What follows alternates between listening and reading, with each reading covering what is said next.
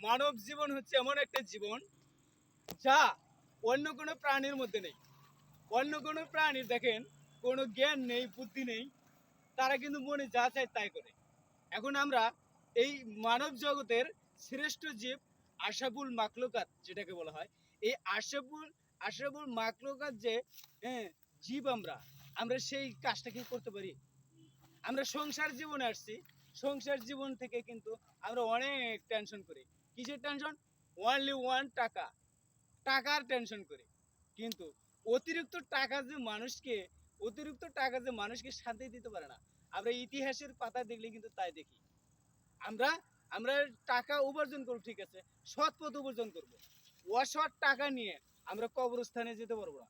তাই যে যাই টাকা ইনকাম করেন, সৎ পথে টাকা ইনকাম করেন, এই টাকাকে আপনি সঠিকভাবে ব্যবহার করেন, সঠিকভাবে ব্যবহার করেন, তাহলে দেখবেন যে অবশ্য আমরা যা করতেছি সব কিছু আল্লাহর দরবারে কবুল হবে।